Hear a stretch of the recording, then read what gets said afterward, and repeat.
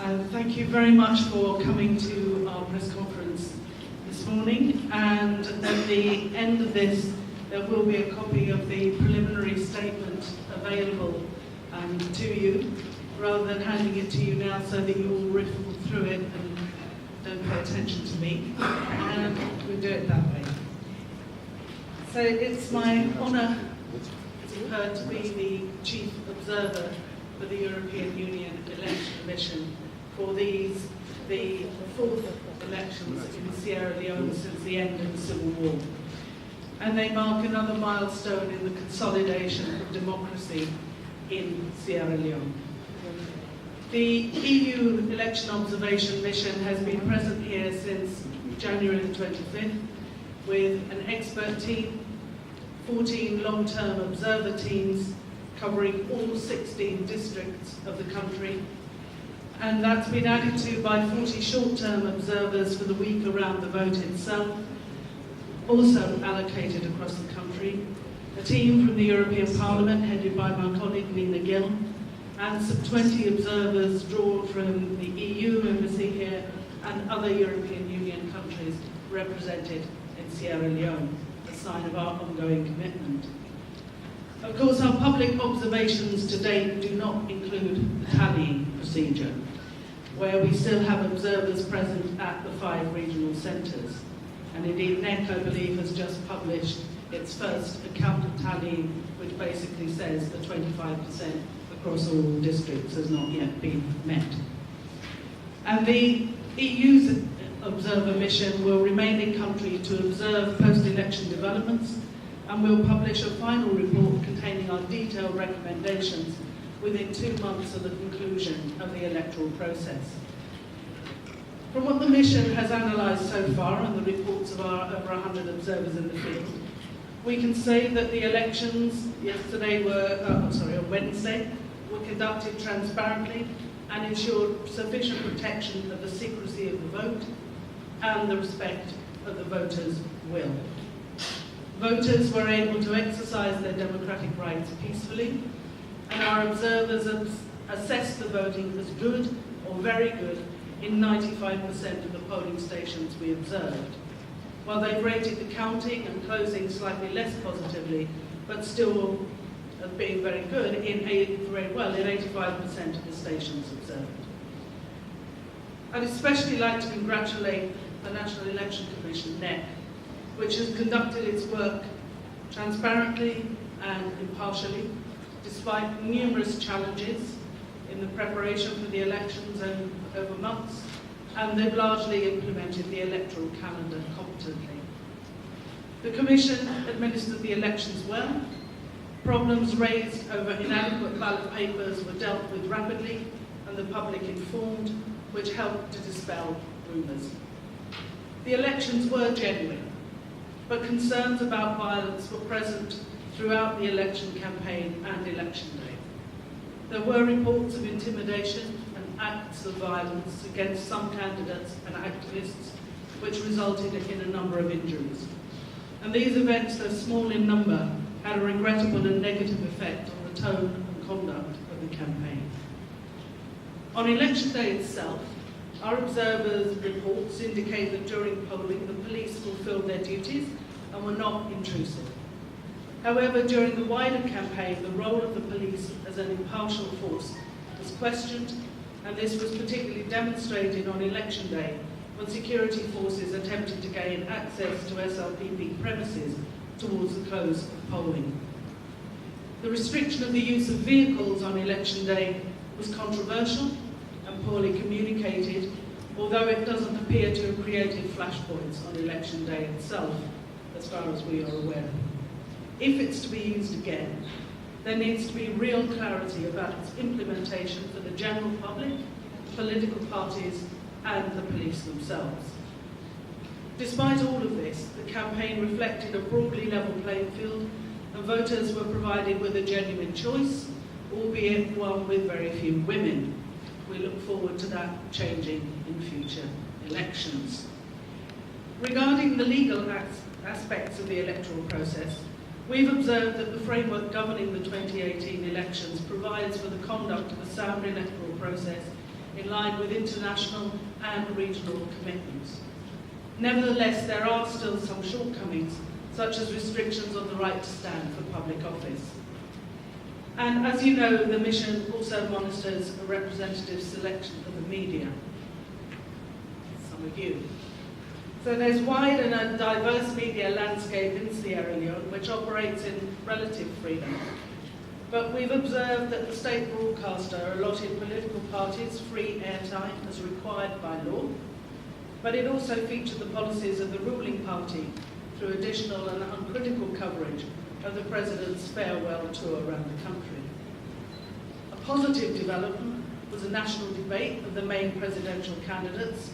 That was organised and focused on policies rather than personalities, and was seen as a refreshing moment of democracy. And I'm losing my last page. Civil society organisations have also done a remarkable job. Their institutional capacity is well developed, despite the many constraints they face in terms of resources. And the National Election Watch was able to deploy observers to most polling stations that we observe on election day. Our observers reported queues of voters at polling stations at the start of polling, and turnout appears to be high, reflecting the commitment of the people to the ballot box as the way forward for their country. So on the 7th of March, we saw many citizens of Sierra Leone cast their votes as this latest step in democracy. And political parties and candidates should urge supporters to refrain from using intimidation and violence, and they should publicly commit to accepting credible election results as determined by NEC, the competent national institution, as part of their responsibility to support the democratic process in Sierra Leone. Thank you.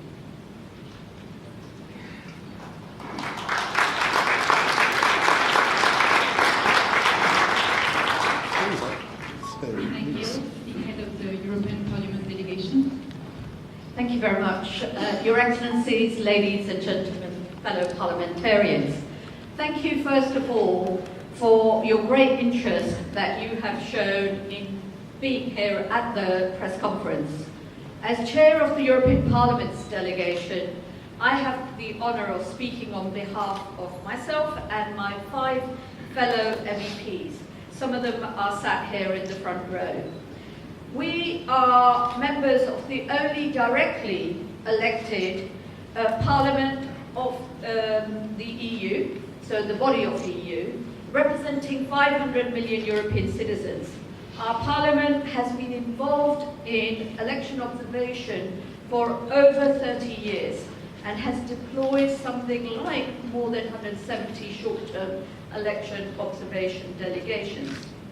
These delegations, like those of other observer teams, play a significant role in promoting the legitimacy of the public confidence in the electoral process around the world.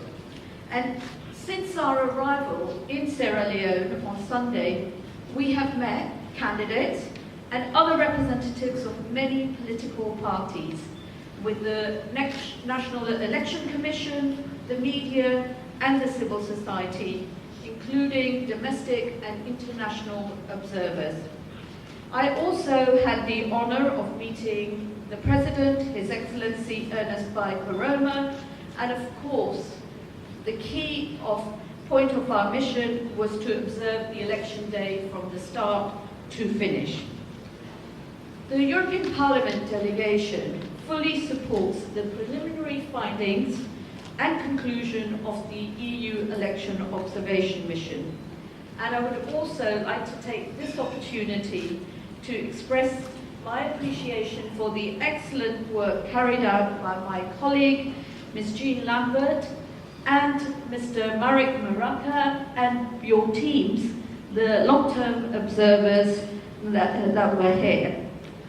The Chief Observer has already gone through and given you a thorough overview of the initial findings, and I therefore wish to focus on a few issues that are relating both to the election day and the issues raised during our earlier discussions with the meetings I've already mentioned. Now, for the election day, we divided into 3 teams and observed a large number of polling stations. We were impressed by generally the peaceful atmosphere in which election day took place, with the citizens, young and old, women and men, showing great patience as they waited in long queues. In some cases, we were informed for many hours. I would say that they are a real example to us. I know many of our voters in our country wouldn't vote that long. And I would also like this opportunity to commend the work of the domestic observers, the National Election Commission and the polling station staff, who generally displayed impressive professionalism and commitment. And I would like to reinforce one of the points that the Chief Observer made, given that yesterday we regret that only 2 of the candidates for the presidential elections were women, and also that there are indications that it is probable that the proportion of women in the new parliament will decrease. I sincerely hope that this will be reversed, because it is rather disappointing. So, as I have said, we welcome many positive elements of the election day, which are all the more impressive given the time frame NEC had to prepare for these elections. However, there are a couple of issues, observations that I would urge NEC and the Sierra Leone authorities to address. Firstly, we are concerned by the presence in and around some of the polling stations of a number of representatives of the political parties. These individuals appeared on occasions to be directing the proceedings, in particular the management of access into the polling station. We strongly believe that there should be no confusion between the roles of party representatives and the polling centre staff, both inside and outside the polling centres. Moreover, there must be clearly enforced guidelines on exactly what the role of these party representatives should be. Secondly, we noted that the procedures or practices in a number of polling stations, which varied even if they were in the same polling centre, such as double-checking of identification documents and the management of queues, as I've already alluded to that, were really cumbersome and delayed the process of voters being able to access and cast their vote, as well as the speed of voting. So we would really ask for streamlining of these procedures and practices, because it would be beneficial both to the officials and the voters. And I would also urge that the practices of opening and the preparations for opening should be done earlier, because we noted there were some minor delays in the time that the polling centres actually opened. I think one of the issues, we understand the limitations that really struck us, was the access to many of the polling stations, especially for the elderly and people with disabilities and women with carrying children. And as I said, we really do acknowledge the limitations that NEC has in terms of the resources available. I was also told that some observers were not allowed in after to watch the polling count in different stations. Did this happen to the EU mission observers? And if it did, what reasoning did NEC or the police give you? Thank you. No, none of our observers were refused admission anyway. Afterwards, no. And Yeah, I mean, that's a straight answer to your straight question. We won't refuse.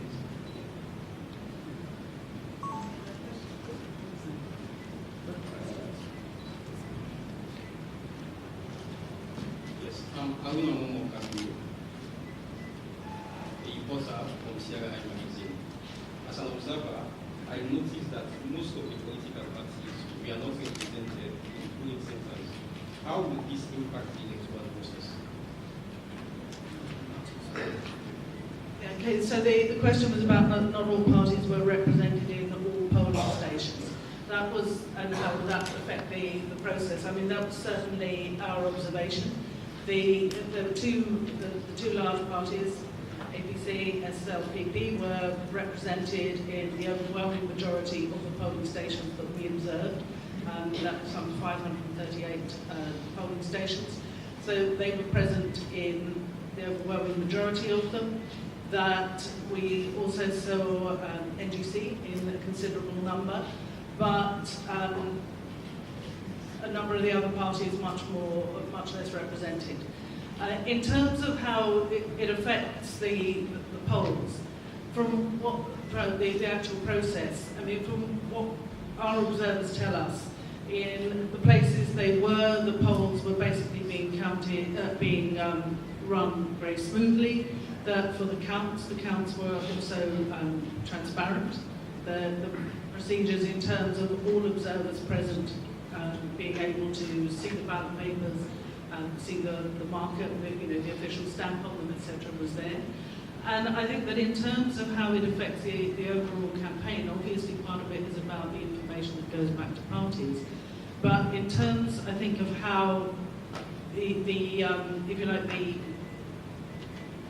the balance of the observation, this is where also the representation from civil society organisations such as VIEW is very important as a non-party political organisation. But our understanding is that the proceedings were smooth, things were transparent for whichever observers were in the room. And that obviously the political parties themselves will, as they develop, will look at how they best employ their staff, their supporters. It may be that some of them choose to put them in particular constituencies because that's what they're interested in, rather than maybe every particular seat for the presidential. That's a question for the political parties. But having neutral observers from civil society, I think, was also something very positive in this election for people's understanding of the outcome. My name is Emmanuel from News Agency of Nigeria. Now, my question is to the MEP. You just made a comment on the possibility of Leone or runoff. I want to ask clarification. Are you predicting there will be runoff, or you are saying that in case there is, I need the clarification? Thank you. Well, I am not predicting anything, as I have no idea what the outcome will be. But we were, when we were coming out to the mission, we were actually forewarned that there is a possibility that there may be a second round. So that is one of the reasons why I made a reference to a possible second round. It is a likelihood, but we have no idea whether it will be the case or not. My question. Hello, I'm Augustine Sankona from the News newspaper. For what you're saying is like you're comfortable with the process so far. My question is, if at the end of counting, the Electoral Commission did say that voting take place in certain parts of the country, will you be surprised? Sorry, could you just repeat the last part of your question? Sorry. Did you say that would we be surprised if next said?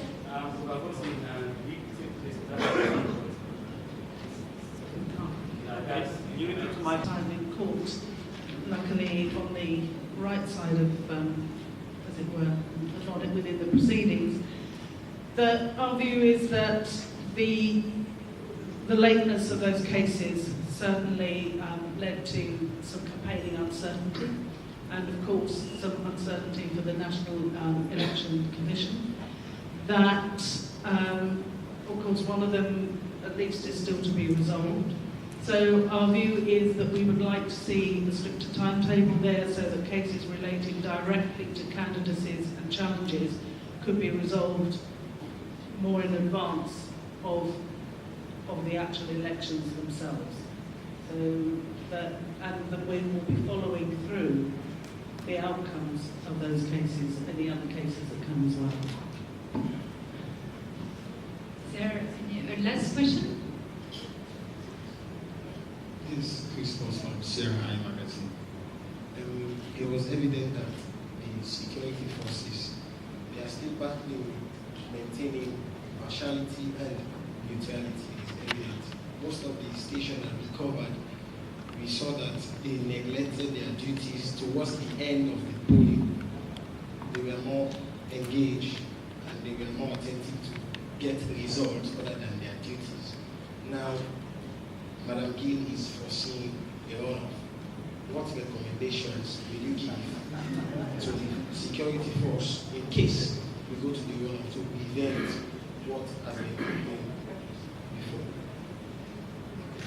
I think Madam Gill was very careful not to be looking into a crystal ball for the outcome of the vote. But should there be a runoff, I think the issue you're raising about the security forces, what we saw observed during the day at the polling stations was that the police were fulfilling their duties. And I think that they would argue potentially that they were investigating an allegation at the end of the day. This is something that the exact details I think you need to pick up with the police and others who were involved.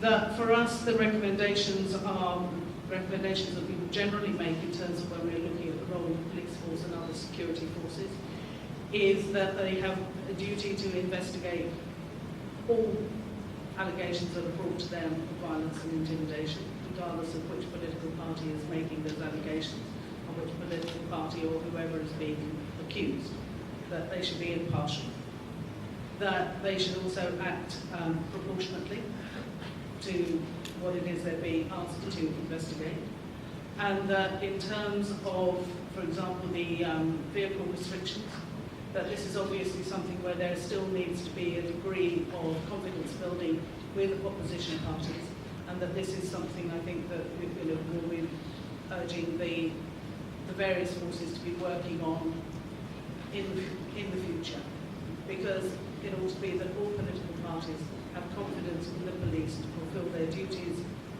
impartially and proportionately and fairly. And also then the justice system to act in the same way should cases come to court.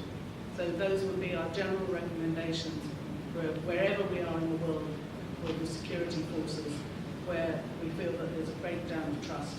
Work needs to be done on that. I know that some of our member states are also involved in more general ongoing programs with police and security forces here, but for the elections, parties and voters indeed must have confidence in the impartiality of the police to act fairly and proportionately to make sure that everybody can feel safe on the streets and when they're casting their votes and campaigning. There was a picture circulated on social media that had a man and 4 children with ballot boxes, on their heads. In the picture was a European Union observer, what looks like a European Union observer with a dark blue cap and a circle of stars. Have you had any sort of, have you logged this child labor issue, and are you going to be investigating that? Thank you.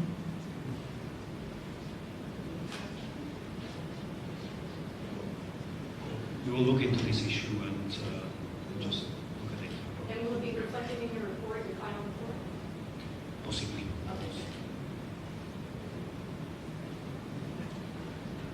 Okay, if there's no more question, thank you very much, everybody. Don't forget to take at the entrance of the room our preliminary statements, and there's also a press release. Thank you.